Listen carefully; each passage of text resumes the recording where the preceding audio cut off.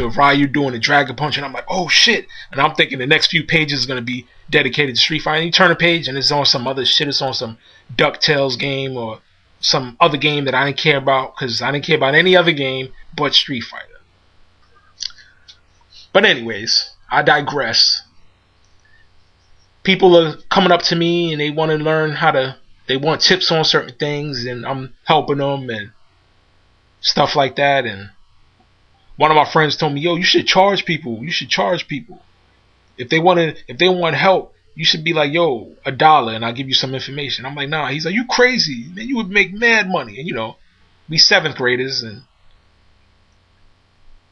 $5 is like $50 to us back then when you were 7th grade. And I'm like, nah, I don't do that. And I used to make money another way, which is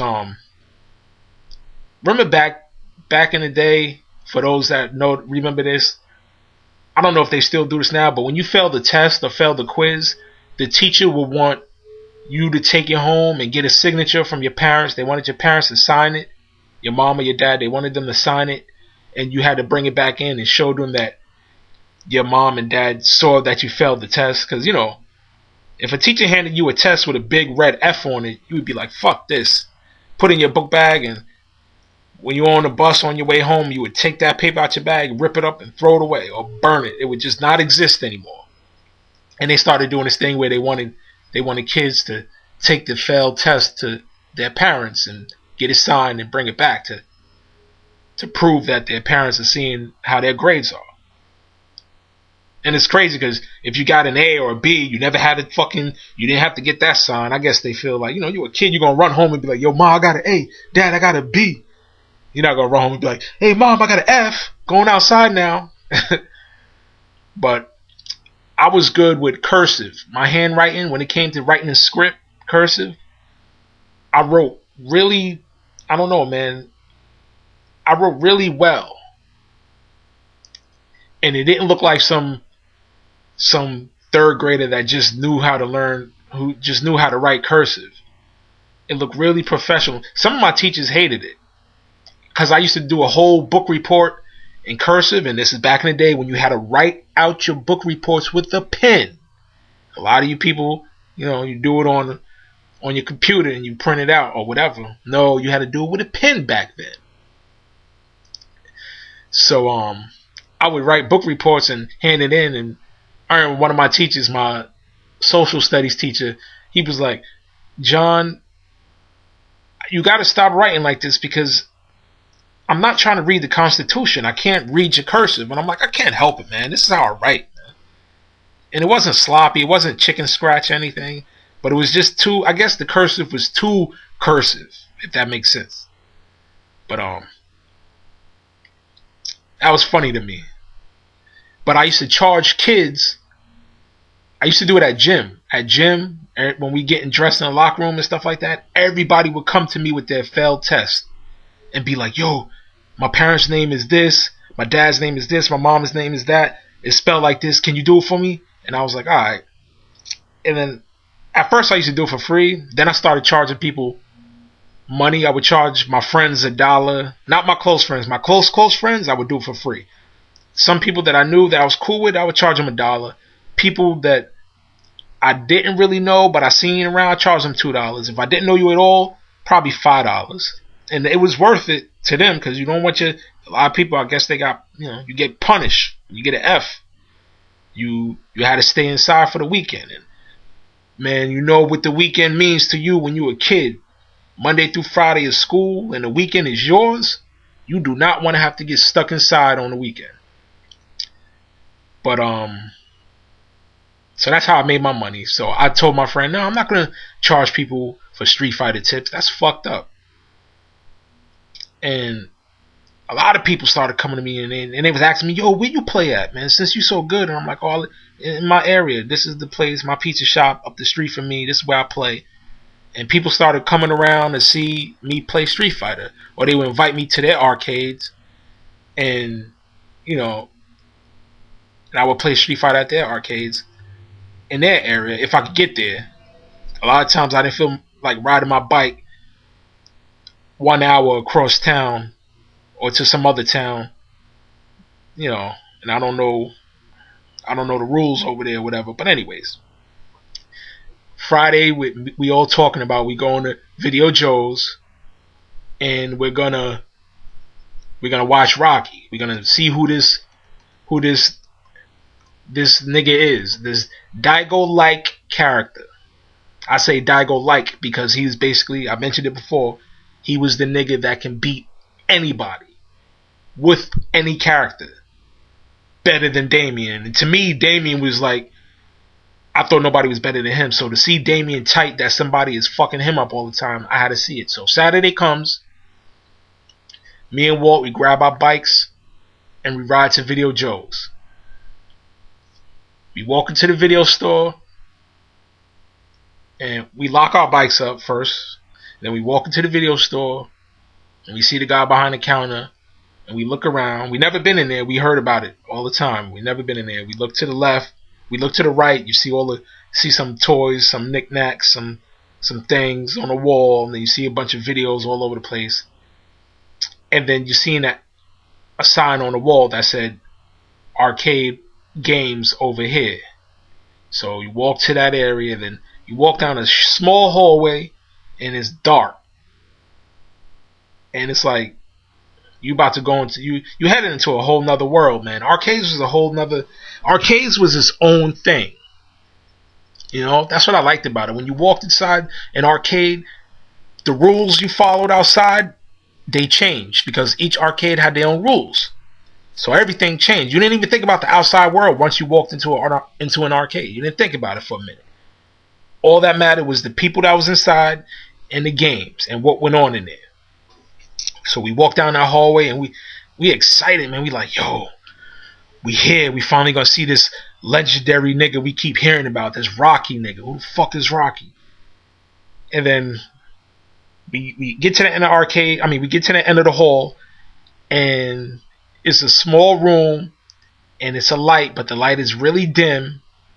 And you just seeing all these machines glowing, the screens glowing, and you see people huddled around, and there's people talking, and it's not crowded, which is good because it wasn't that big. And it's like, it was about maybe 10 or 15 guys in there. And the thing about this area, I mean this arcade, this store, all the machines were Street Fighter. There was no other game. If you wanted to play something else, I guess that's why it wasn't crowded, because all it was Street Fighter. There was 2 Champion Edition machines, and there was 1 Street Fighter 2 World Warrior machine, and then there was like a pinball machine. Well, I guess that's another game. And it was a pinball machine, and of course the pinball machine was basically the coat hanger. Everybody threw their coats on it. So I'm looking and I see everybody huddled around this one machine, and there's a dude playing. He had a cap on his head, and he's kind of tall, and everybody's huddled around.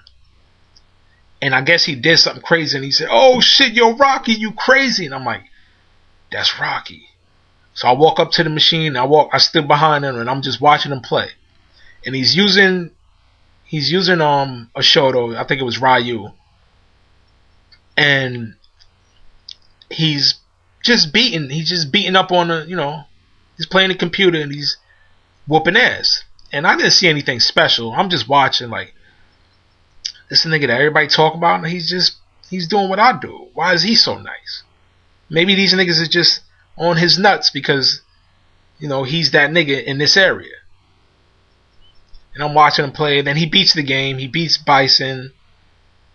And everybody's like, yo, you nice.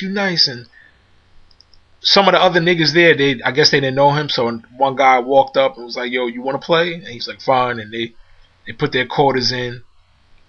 And as soon as they put their quarters in, the game was over because that guy got demolished by him. But I really wasn't seeing. You can't really see what's going on. Or I guess at this time I wasn't that nice to understand the gameplay. But I'm like, what's he doing? He's throwing fireballs at the right time, or he's punishing all the jump-ins. He's crouch fiercing, and he's dragon punching all the jump-ins, and he's doing combinations. I was like, I do this stuff. What's so special about him? So he lost. That dude lost. And he walked away. So I walked up to put my quarter in. Remember I said arcades have rules. Every arcade has a different set of rules. So I walk up to put my quarter in.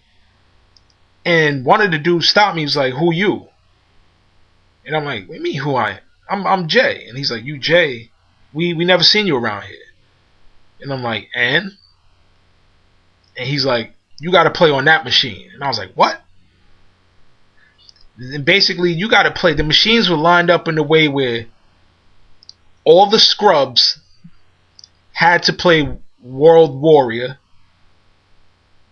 That was the rules. Like, if you was just ass, you had to play World Warrior. That was your Street Fighter 2 World Warrior. You had to stay on that machine because you were a scrub. If you were a guy that was not from the area, you had to play on the other Champion Edition machine. You had to. If nobody knew you or you weren't that nice or respected, you had to play on that one. The only way you played on the final machine, the one that Rocky was on, was if you proved yourself. Now this system was totally new to me. I know each arcade have their own set of unwritten rules. So I just had to respect it. And I never heard of anything like this. I'm like, what? I'm like, damn, is that serious here? I'm like, so I asked the dude, I was like, so what about throwing? Is a throw rule? And I know that would sound funny right now to some of you out there listening, like, you asking a nigga if there's a certain rule, but you had to do that. You had to know what other rules were. I'm like, you can't throw people over, is there a specific amount of throws you could do on somebody? He's like, nah, we don't do that bullshit around here. Anything's allowed. We don't have all these other rules, but the only rules we have is you gotta prove yourself if you want to get on this machine. All them niggas on that World Warrior machine over there, they garbage. And there was a couple of dudes over there playing World Warrior, trying to master their craft, trying to master Street Fighter so they can get on that second machine. So I was like, alright. And he's like, we don't know you. We don't know how bad you are. So you got to play on the second. You got to play on the middle machine. The middle machine was a Champion Edition machine. You have to play on that one. And if you nice, or if you beat a couple of us, then we might let you play on this machine. If you're not nice, you got to play World Warrior, or you got to just get out. And I'm like, all right, let's do it then. So it's like the middle machine was empty. So I'm like, fine. I go to the middle machine, and I start playing, and Walter's standing there watching me play, and the other dudes who this is their territory, they come to my machine and they're watching me play. And I'm doing my thing, and the guy was like, "Oh, you ain't bad. You ain't that bad." I'm like, "I'm good. I'm nice. I'm nice." And he was like, "Relax. You're not that nice." And I'm like, "Whatever. Put your quarter in." He's like, "Not yet. Let's see how far you can get." I'm like, "All right." And by this time, I'm good enough to beat the computer every time I put a quarter in. That's how good I am. And so I'm playing the game, and I beat M. Bison, and I'm like, yeah, put my initials in. And I put my initials in. I'm like, see? And he's like, all right, you want to play again? This time you can start playing one of us. So I'm like, all right, whatever. I put my quarter in. I start playing. And I beat the first dude that tried to play against me. I beat him. Easily. I'm like, man, word of mouth was traveling about this place. Like, this is the place that has the best Street Fighter players in the universe. Man, this ain't shit, man. I started really feeling myself. Second guy came up, I beat him. Third guy, I beat him. The fourth guy who came, he beat me. And I'm like, shit. And he didn't beat me bad, but he didn't win convincingly neither. It went all the way to the last round, and we both had low life and shit like that. I remember this clearly, but he did win. And he looked at me and he told me, he was like, you know what? I respect you. He's like, you are good. And I felt good hearing that. Because arcades, everybody shit talk. If you were good, people didn't want to say you were good. If you were good, people said, you alright.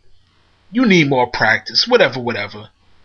It was, you never really heard many people say, yo, you good, man. You great, man. And if you did hear